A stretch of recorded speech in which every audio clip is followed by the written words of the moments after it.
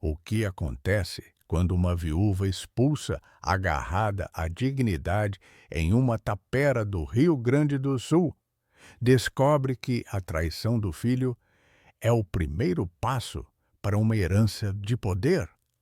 A honra da família agora depende de sua coragem. E a vingança mora nos papéis antigos. O rancho era uma ferida aberta na terra rachada, e nela Dona Maria depositou sua dor. A poeira fina do Rio Grande do Sul, levantada pelo vento seco das pampas, tinha o gosto amargo da traição.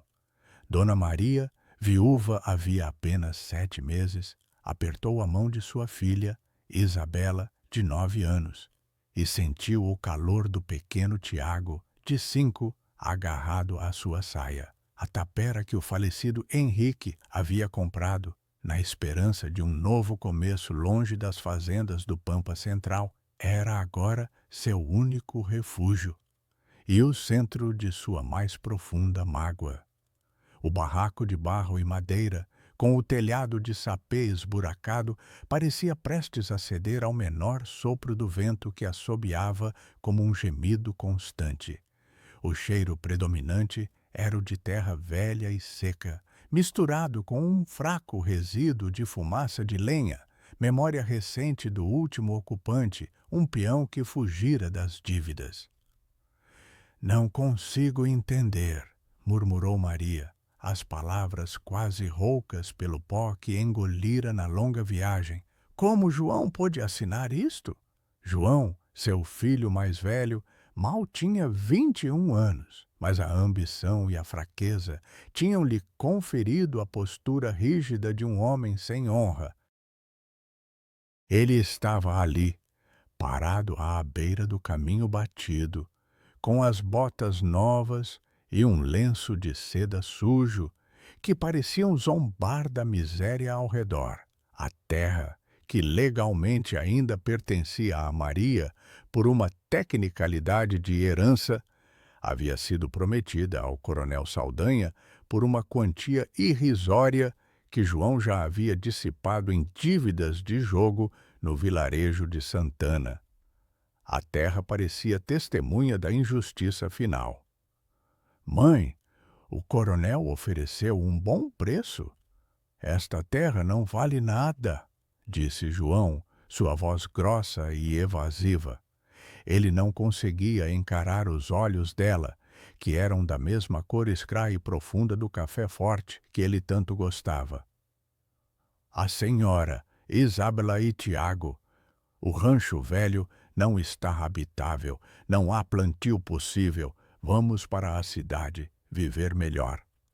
Maria riu, mas não havia humor no som. Era um som áspero, como o ranger da porta da tapera. Viver melhor? Vivemos da honra, João. E a honra não se compra com o dinheiro sujo do coronel Saldanha que nos esmaga a todos. Esta terra, meu filho, era a nossa liberdade. Ela sentiu um micro-gancho de alarme, percebendo a fria determinação no olhar de João. Ele era o seu sangue, mas ela sabia, com uma certeza arrepiante, que ele já estava perdido. Ela se virou, entrando no barraco, deixando a poeira fina cobrir-lhe os pés descalços. O interior era escuro e fresco, um alívio momentâneo da temperatura implacável do sol da tarde. As crianças se encolheram em um canto, assustadas. A tarefa de esvaziar o pequeno baú que Henrique havia deixado era dolorosa. Entre as poucas camisas gastas e um par de arreios quebrados, Maria encontrou o medalhão de ferro que ele sempre usava no pescoço. Era pesado, simples, sem ornamentos, mas ela o segurava como se fosse a última peça de seu coração. Ela notou, como nunca antes, um pequeno risco imperceptível perto da dobradiça, uma marca minúscula que parecia feita intencionalmente, mas que ela sempre ignorara, pensando ser apenas desgaste. A senhora não precisa viver aqui, mãe. Eu disse ao coronel que o negócio seria concluído em uma semana. Eu voltarei. Ele prometeu, mas o tom era mais de ameaça velada do que de preocupação filial. Não volte, João. Não volte até que a honra volte a ser mais importante para você do que a prata, ela respondeu, a voz carregada de dor. Ela precisava protegê-lo do coronel, mesmo que ele fosse o instrumento de sua ruína. Naquela noite, enquanto tentava acalmar Tiago, que tossia devido à umidade e ao cheiro de barro da casa, Maria acendeu uma lamparina. A luz fraca banhava o rosto dela, envelhecido prematuramente. Ela se lembrou de uma das frases desconhecidas que Henrique costumava murmurar quando estava absorto em seus pensamentos, geralmente após uma garrafa de cachaça. A pedra chora sob a estrela mais velha. Na época, ela achava que era o delírio de um homem cansado. Agora, na solidão dessa tapera, a frase ressoou com uma estranha solenidade. O fogo na lareira improvisada crepitava, espalhando um reconfortante calor seco, contrastando com o frio que se instalava em seu peito, mais profundo do que o inverno do Rio Grande. Era um sentimento de desamparo absoluto. O medalhão de ferro permanecia frio na palma de sua mão, mas a pequena marca na dobradiça parecia queimar sob seu polegar. Ela sentiu que algo estava errado, não apenas com João, mas com toda aquela situação. Ao amanhecer, João já havia partido, deixando para trás apenas o vazio e a promessa de ruína. Maria, com os filhos nos braços, olhou para a vasta extensão de terra rachada que o coronel Saldanha cobiçava. Era ali que ela lutaria, e ali que ela faria as palavras de seu falecido marido, se tivessem algum sentido, valerem a pena. Ela não tinha mais nada a perder, apenas a chance de redenção, de provar que a traição de um filho não destruiria a promessa de um pai. O brilho metálico do medalhão, refletindo o primeiro sol, era a única coisa que a impedia de sucumbir ao desespero. Essa pequena marca, pensou, era a última coisa que a ligava ao homem que amou e a honra que ele sempre defendeu. A ausência de João era um buraco vazio, mas a ameaça do coronel era uma presença palpável. A ausência de João era um buraco vazio, mas a ameaça do coronel era uma presença palpável. Amanhã trouxe não a paz, mas o silêncio pesedo da terra, esperando pelo julgamento. Maria arrastou um caixote velho para o centro da tapera para usá-lo como mesa e começou a esfregar as panelas de ferro com cinzas, sentindo a textura áspera e o cheiro forte do metal e do sabão caseiro. Isabela e Tiago brincavam no chão de terra batida. Seus risos eram os únicos sons que quebravam a monotonia da fazenda desolada. Maria tentava manter a aparência de normalidade, mas o medo lhe apertava a garganta como um laço de couro seco. O coronel Saldanha não era homem de esperar, e ela sabia que ele enviaria alguém para inspecionar a terra a qualquer momento. Mamãe, por que o papai não levou o medalhão de? Perguntou Isabela, segurando a peça de ferro que Maria havia colocado sobre o caixote. Ele o deixou comigo, minha filha, Maria respondeu, e o microgancho de esperança a atingiu. Talvez o marido tivesse deixado de propósito. Ele sabia que eu precisaria de algo dele. O dia se arrastou sob o sol inclemente, e Maria decidiu que precisava remendar o telhado antes que a chuva da noite chegasse. Subiu na estrutura frágil, sentindo o calor do sapê sob os dedos e o cheiro adocicado da grama seca. Ao se apoiar na parede de barro, que estava visivelmente mais rachada do que o resto, ela percebeu que o pequeno risco imperceptível no medalhão de ferro parecia estranhamente familiar. A marca, que ela vira antes na dobradiça, era a mesma que se repetia em uma das lascas de madeira no canto superior da tapera, quase escondida pela sombra. Era um risco reto, pequeno, inconfundível. Maria desceu apressadamente, o coração batendo no ritmo acelerado de uma tropa em galope. Ela pegou o medalhão e pressionou o dedo no risco, tentando sentir a profundidade. Não era um dano acidental. Olhou para o ponto na parede de barro. A lasca de madeira estava logo acima de uma fenda mais profunda que parecia ter sido coberta e rebocada de forma apressada. Sentiu um cheiro de mofo e terra úmida vindo da abertura. «Fiquem longe daqui, crianças», ordenou ela, pegando um pedaço de ferro enferrujado que servia como ferramenta. O trabalho foi rápido e violento. Um ataque de fúria e ansiedade. Maria raspou a lama-cessa e a fenda se alargou, revelando um buraco escuro na parede, do tamanho de um tijolo. Sua respiração ficou suspensa. Dentro do nicho havia um lenço de seda azul marinho, enrolado e selado com cera. Não era um lenço qualquer, mas o mesmo lenço que Henrique usara no dia de seu casamento, um presente de sua mãe. O tecido, apesar do tempo e da umidade, ainda tinha o perfume suave de lavanda. Com as mãos trêmulas, Maria desenrolou o tecido, sentindo a seda lisa sob seus dedos. Dentro não havia joias ou dinheiro, mas um pergaminho dobrado, selado e assinado com o sangue seco de seu pai. Era uma cripta, uma jura solene. A caligrafia familiar e firme tremia no final. A luz fraca que entrava pela janela revelou as palavras: «Para Maria, minha filha, e seus filhos, em caso de minha ausência forçada. A desonra será o preço de quem violar esta terra.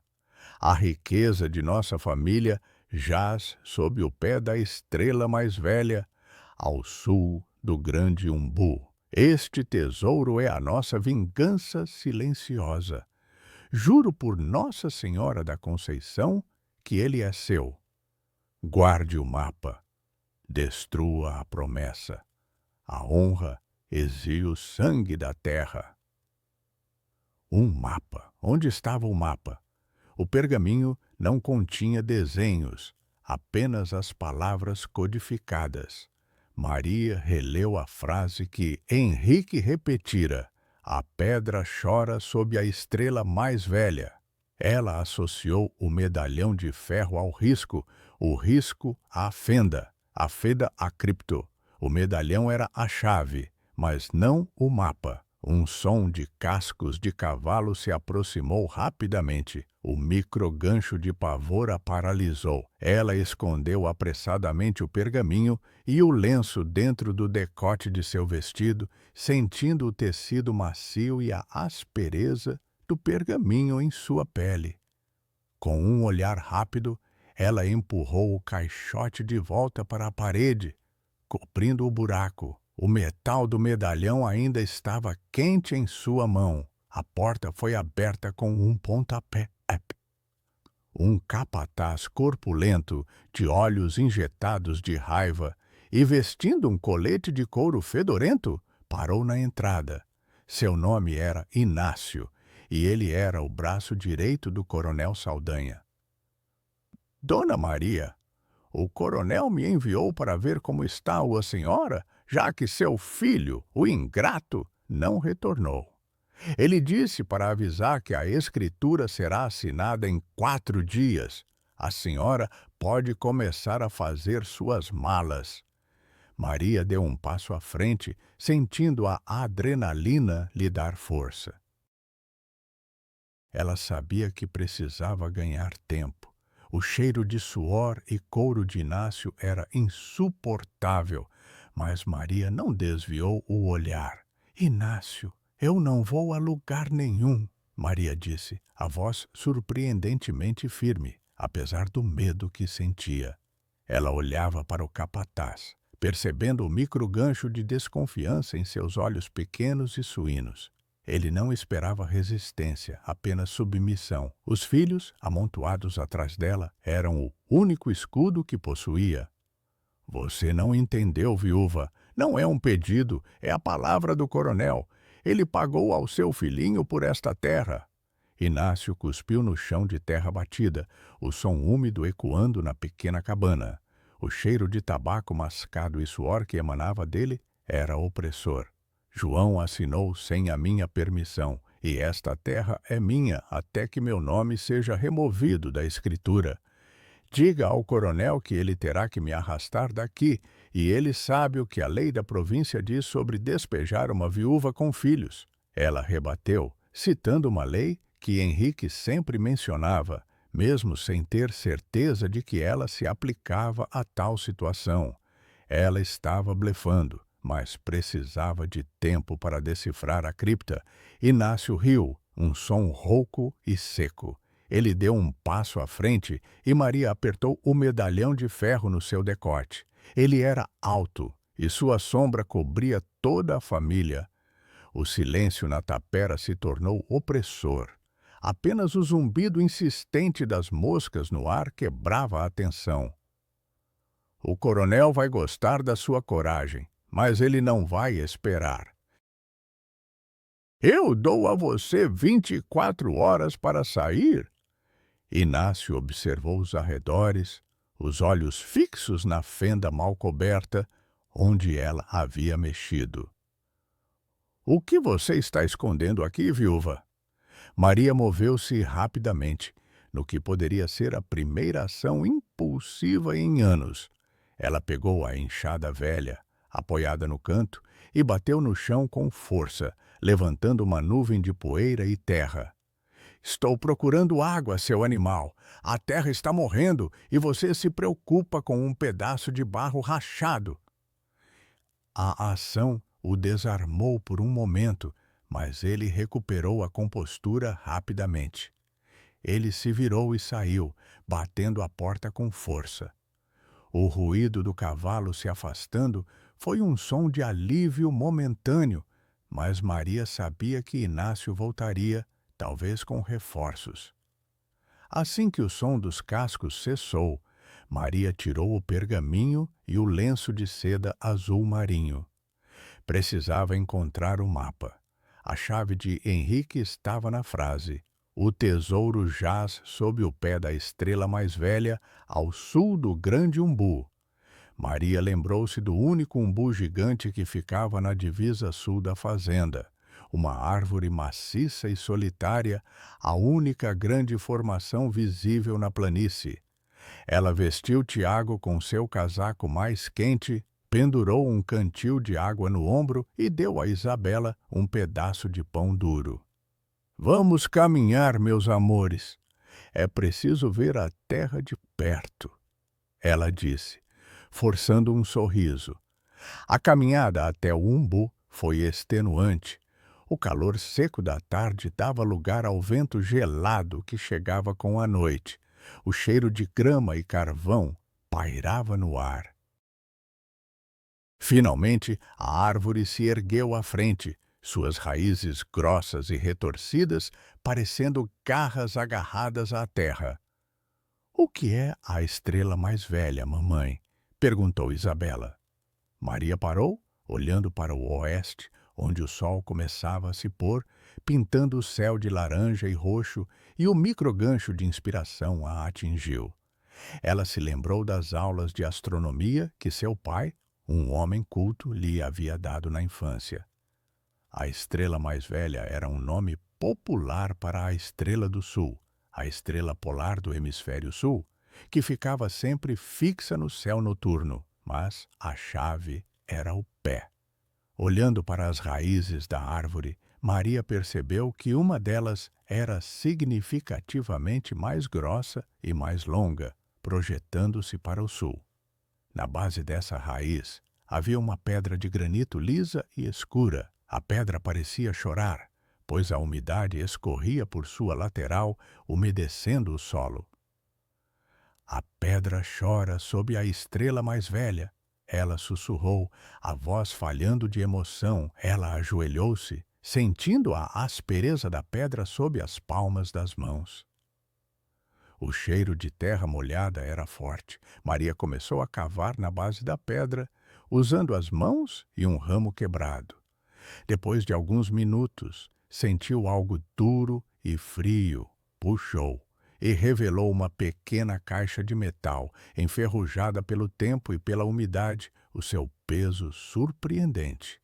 O payoff ainda não estava completo, mas a esperança cintilava, mais forte que qualquer estrela.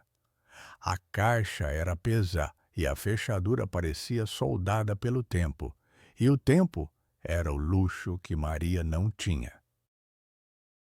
Maria levou a caixa de metal de volta para a tápera, arrastando-a com dificuldade, o medo de ser vista a cada passo. A noite havia caído e o vento frio da pampa soprava, trazendo o cheiro distante do gado e do mato seco. Dentro da cabana, sob a luz trêmula da lamparina de azeite, ela colocou a caixa sobre o caixote. O metal estava incrustado de terra e a fechadura parecia ter sido projetada para jamais ser aberta. A aspereza e o frio da caixa contrastavam com o tecido macio do lenço de seda azul marinho que ela tirou do decote, agora guardando-o no bolso. "O que é isso, mamãe? É a magia do papai?" Tiago perguntou, os olhos arregalados de cansaço e curiosidade. "É o segredo do papai, meu amor," Maria respondeu, sentindo o medalhão de ferro em sua mão. O pequeno risco na dobradiça parecia agora ter um propósito. Ela examinou o medalhão novamente, sentindo a textura fria do metal, procurando por um mecanismo oculto. O cheiro de metal enferrujado se misturava ao cheiro de barro úmido da cabana. A fechadura da caixa não era comum. Tinha um pequeno orifício, quase invisível. Maria tentou usar a ponta de uma faca de cozinha, mas a lâmina era muito grossa. Ela precisava de algo fino e resistente. Olhou para o medalhão. No verso, ela percebeu que a alça, onde passava o cordão, era um pequeno gancho que podia ser desencaixado com um pouco de força. Com cuidado, ela conseguiu soltar o gancho, sentindo o microgancho de expectativa. O gancho, fino e curvado, encaixou-se perfeitamente no orifício da caixa. Ela o girou e, com um clique seco e inesperadamente alto, a fechadura cedeu. O som foi um alívio, mas também uma ameaça, pois na solidão do campo, qualquer som se amplificava. O conteúdo da caixa não era a montanha de ouro ou prata que a ganância de João havia imaginado. Havia pilhas de títulos de terras antigas, documentos selados e assinados, que datavam de mais de 50 anos, mostrando que toda a região circundante, incluindo as melhores partes da fazenda do Coronel Saldanha, pertencia legalmente à família de Henrique. Eram títulos esquecidos, comprados por seus ancestrais e nunca reivindicados, devido a complexidades burocráticas da época imperial. O verdadeiro tesouro não era ouro, mas o poder legal sobre a terra. Além dos títulos, havia um pequeno caderno de couro, com uma capa desgastada e cheiro de papel velho, que servia como diário. Maria o abriu, e a primeira página continha um aviso assustador. "Esta terra é nossa. mas a lei exige a honra.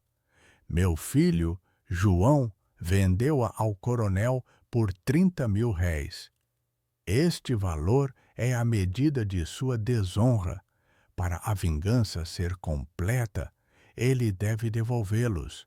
A vingança é moral. O caderno de couro continha um plano detalhado de como reivindicar as terras, com nomes de advogados e datas. O plano de Henrique não era apenas de riqueza, mas de moralidade e punição. Ele sabia da fraqueza do filho e preparou um teste final. Maria fechou o caderno, o peso da decisão recaindo sobre ela. A lei estava do seu lado, mas o coronel tinha a força. Ela olhou para o pergaminho da cripta novamente. O segredo era: o título da terra valia infinitamente mais que a prata. A venda feita por João, mesmo que fraudulenta, era a desonra que Henrique previa. O pagamento era a chave para a redenção de João. De repente, Tiago tossiu, um som seco e preocupante. Ele estava com febre. O microgancho de urgência a fez agir. Maria precisava ir à vila buscar medicamentos, mas isso significava deixar a tapera e se expor ao coronel, e pior, a João. Ela escondeu a caixa e os documentos sob as tábuas soltas do chão, no mesmo buraco onde havia encontrado o pergaminho. Olhou para o medalhão de ferro e percebeu que ele não era apenas um plant de mistério, mas um símbolo de sua resiliência. Colocou-o novamente ao pescoço, sentindo seu peso reconfortante. Ela partiria ao amanhecer, deixando Isabela para cuidar do irmão. Ela teria que ir à cidade de Encruzilhada, o vilarejo mais próximo. A escuridão da noite lá fora parecia pulsar com ameaça.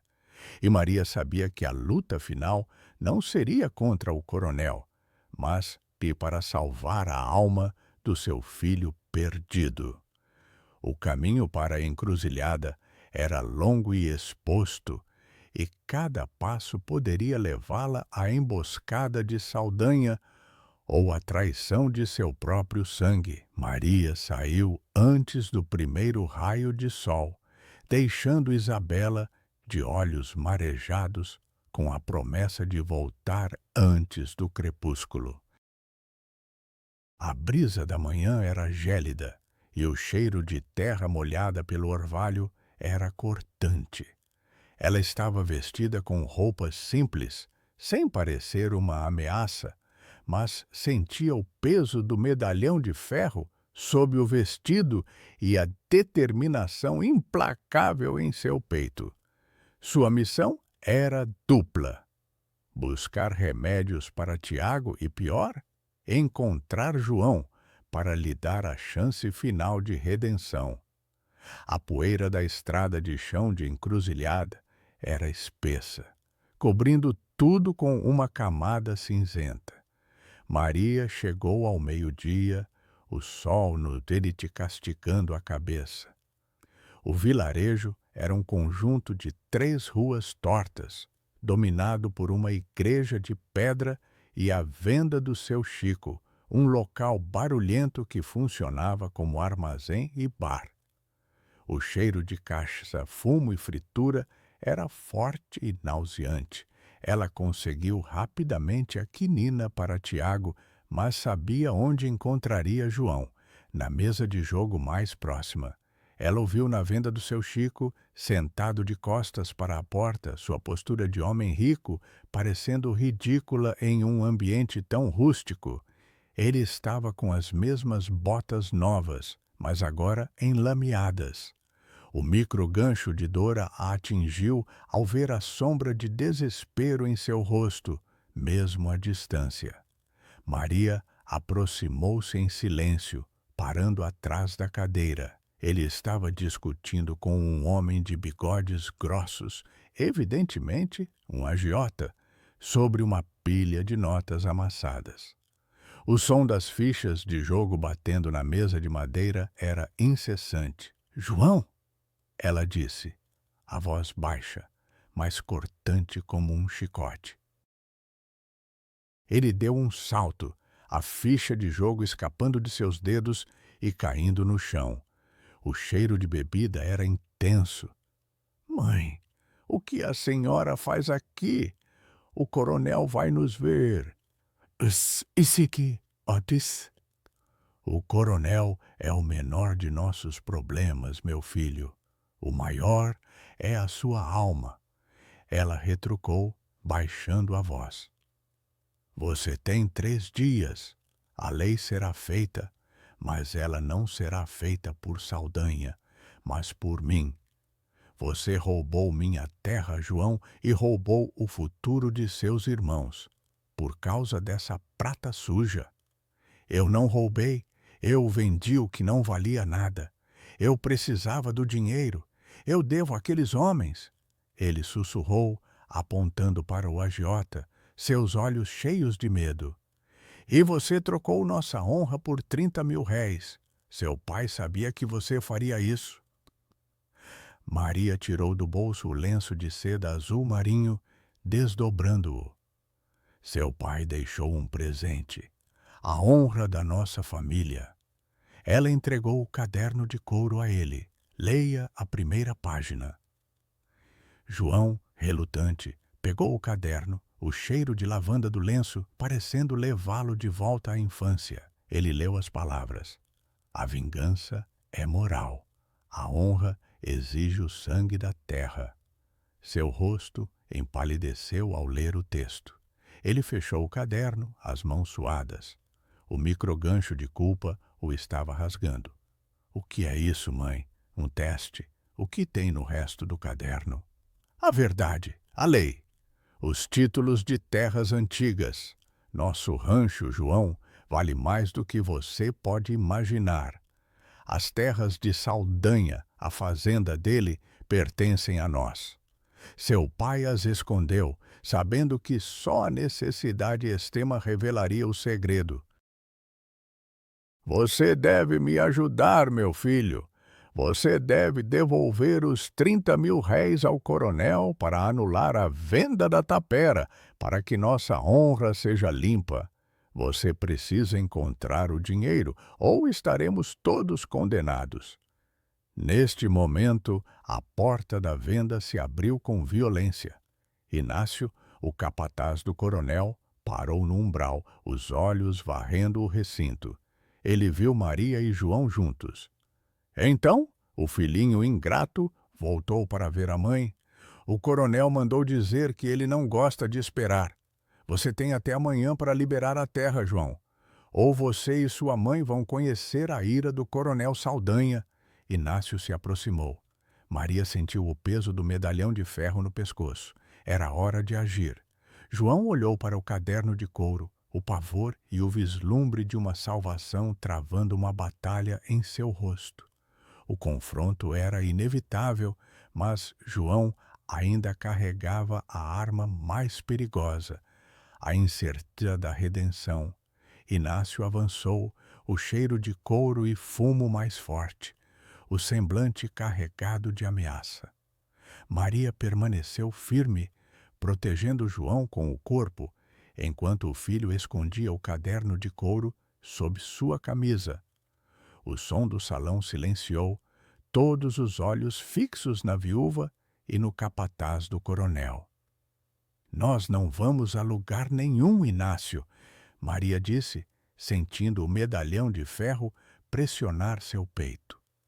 Diga ao coronel que ele comprou uma terra desonrada de um filho tolo e a venda não tem valor legal. Amanhã, ao meio-dia, o juiz ouvirá o caso e ele saberá o que há de verdade nestas terras. Inácio parou, um micro-gancho de hesitação em seu olhar. A menção ao juiz era uma afronta direta ao poder do coronel, que preferia resolver tudo com violência e suborno, longe do olhar da lei. Você está blefando, viúva. O coronel vai se divertir com sua insolência. Não estou blefando, ela retrucou, mantendo o contato visual. E se você colocar a mão em mim ou em meu filho, eu levarei a verdade sobre todos os negócios sujos do coronel para a capital. Sei mais do que você imagina, Inácio, e a justiça não se compra tão fácil quanto a fraqueza de um jovem ingênuo. Inácio ponderou, o músculo do seu maxilar tremendo. A ameaça de exposição pública na capital era real, mesmo para um homem como Saldanha, que estava sempre à beira do escândalo. Ele recuou, mas não sem deixar um aviso. Eu voltarei pela manhã, viúva. Se a senhora ainda estiver aqui, a conversa será diferente. Ele se virou e saiu, batendo a porta com um estrondo que fez o lustre de velas balançar. Assim que Inácio se foi, Maria agarrou o braço de João. Você viu, meu filho? Você tem 24 horas para encontrar os 30.000 réis e resgatar o que vendeu. O tesouro não é para nosso luxo, mas para sua salvação. Mas, mãe, onde eu conseguiria essa soma? Eu perdi tudo. Eu estava prestes a fugir para o sul. Ele vai me matar. Ele sussurrou, a voz quebrada pela histeria. O cheiro de álcool evaporou, substituído pelo cheiro salgado do seu próprio suor de medo. Seu pai deu a você a resposta. O caderno de couro e os títulos de terras antigas provam que somos ricos em patrimônio, não em prata. Mas a vingança moral exige que você pague o preço de sua desonra. Vá para a casa de seu Amadeu, o comerciante de gado. Ele lhe dará um empréstimo em troca da promessa de uma parte da colheita futura, com base no poder legal dos documentos de seu pai. Vá agora, eu voltarei para Tiago. João, finalmente, viu a saída. O microgancho de esperança misturou-se à vergonha. Ele percebeu que a desonra não era apenas a venda, mas o preço de 30.000 réis que ele havia aceitado, um valor irrisório. Ele se levantou, os olhos marejados, apertando o caderno de couro contra o peito. Ele precisava fazer aquilo por sua mãe e por seus irmãos. Eu farei isso, mãe. Eu voltarei com o dinheiro. Maria retornou à tapera ao anoitecer, exausta. Ela medicou Tiago, sentindo a melhora em sua temperatura, e Isabela sorriu, aliviada. O medo do coronel ainda pairava no ar, mas a certeza de que a lei e a honra estavam ao seu lado a fortalecia.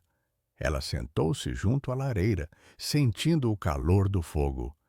Ela pegou o medalhão de ferro, o seu pay-off final. O objeto não era apenas uma chave ou um símbolo, era o lembrete de que a força de uma família residia na verdade e não no ouro. A desonra de João havia sido a semente que fez o plano de Henrique florescer. O destino final não era a riqueza, mas o retorno do filho limpo de sua falha moral. Na manhã seguinte, Inácio e 3 capangas chegaram à tapera, a poeira levantada por seus cavalos anunciando a violência. Maria estava à porta, serena, com Tiago e Isabela ao lado, e um pequeno baú aos seus pés. Viúva, seu tempo acabou, rosnou Inácio, desmontando de seu cavalo. O cheiro de cavalo e ferro era forte no ar. O meu tempo, Inácio, acabou de começar, Maria respondeu, apontando para um cavalo que se aproximava rapidamente na estrada poeirenta. Era João, ele próprio, vindo a galope. João desceu do cavalo, ofegante, mas com uma nova dignidade, vestindo suas velhas roupas de fazenda. Ele se aproximou de Inácio, jogando um saco de couro no chão. O som seco de metal ressoou. O coronel Saldanha pode ter seu dinheiro, 30.000 réis. A venda é anulada. Esta terra não tem preço, capanga, ela tem história. Inácio olhou para Maria, para o saco de dinheiro e para João, cujos olhos agora carregavam uma determinação fria. Ele hesitou. O coronel queria a terra limpa, sem problemas legais. O retorno do dinheiro, feito pelo próprio vendedor, era uma complicação que Saldanha não podia ignorar facilmente, sob pena de enfrentar o juiz. O capanga, derrotado pelo inesperado golpe legal e moral, deu um passo para trás. Isto não termina aqui, viúva, ele disse, montando em seu cavalo. O coronel não esquece. Maria olhou para o horizonte, onde a poeira subia ao longe, sentindo a emoção de ter o filho de volta. João, manchado e ferido, havia retornado à casa. A tapera continuava lá, simples e frágil, mas agora era deles. Comprada não com dinheiro, mas com o resgate da honra. A terra, que parecia ter vendido sua alma, agora respirava livremente. O sol do meio-dia brilhava e a promessa de Henrique se cumpria. A luta pelas terras era apenas o começo, mas a redenção de João já era a vitória. Os cascos dos cavalos do coronel Saldanha sumiram na poeira, deixando para trás um silêncio restaurado e o cheiro acre de tensão dissolvida. João, de pé, ao lado da mãe, sentia o sol quente em seu pescoço e um peso removido de seus ombros, muito maior que o saco de réis que acabara de jogar no chão. Ele olhou para Maria e, pela primeira vez em muito tempo, viu mais do que apenas a viúva. Viu a mulher forte que havia lutado contra um coronel e vencido. Obrigado, mãe, ele disse, as palavras quase presas na garganta. Ele estava de volta à sua terra, mas o perdão ainda era um caminho a percorrer. Maria apenas assentiu, tirando a quinina do bolso para checar as doses. Obrigado a você, meu filho, pela honra. Agora vamos cuidar de Tiago e depois vamos discutir como vamos usar os títulos de terras antigas. João sabia que a batalha legal estava apenas começando. Ele leu o caderno de couro inteiro, descobrindo que o pai, em sua sabedoria amarga, havia preparado um dossiê legal perfeito, aproveitando as leis de posse do período imperial, que eram obscuras e frequentemente ignoradas. O plano era usar os títulos para forçar o coronel Saldanha a negociar, não apenas pela tapera, mas por vastas porções das fazendas que ele tinha usurpado. Naquela noite, o cheiro de caldo de feijão na tapera era reconfortante. Tiago, com a febre baixa, dormia pacificamente, e Isabela estava sentada perto de João, que lhe lia passagens dos velhos almanaques de Henrique. O calor da lareira era acolhedor, e Maria observava a cena, sentindo o micro-gancho de paz, uma sensação rara e preciosa. João confessou a Maria que a prata que usou para pagar o coronel veio de um agiota, seu Amadeu, a quem ele havia prometido a colheita futura de milho, que ainda precisava ser plantada. Eu prometi a colheita da terra, mãe, não o ouro do papai, ele explicou, a voz grave, entendendo finalmente o verdadeiro valor da terra. Eu troquei um futuro incerto por um risco presente, mas honesto. Maria tocou o medalhão de ferro que usava no pescoço. O medalhão, pesado e frio, era agora um símbolo de autoridade e redenção. Ela se levantou e tirou os títulos de terras antigas de seu esconderijo. A luz da lamparina iluminou os selos desgastados e a caligrafia de seu pai. Ela colocou o medalhão de ferro sobre os títulos e o caderno de couro. Estes são os nossos instrumentos, mas o poder deles está no fato de que o coronel não há que os temos. Vamos reivindicar a terra em silêncio e esperar a hora certa para atacá-lo com a lei. Se ele souber dos títulos, a violência voltará. João concordou. Ele estava pronto para a longa guerra de nervos e papéis. Sua traição inicial, a venda da terra por 30.000 réis, havia sido o catalisador. O payoff não era um final feliz e rápido, mas a chance de uma nova vida construída sobre a verdade e a reparação. Dias depois, um mensageiro anônimo chegou a Tapera, deixando um pequeno pacote na porta. Maria o abriu. Era o lenço de seda azul marinho de Henrique, enrolado cuidadosamente. Anexado a ele estava um bilhete com a caligrafia inconfundível do coronel Saldanha. Guarde bem sua terra, viúva. Eu não cometo o mesmo erro 2 vezes. Maria olhou para o lenço, sentindo o cheiro fraco de lavanda, um último eco de seu marido.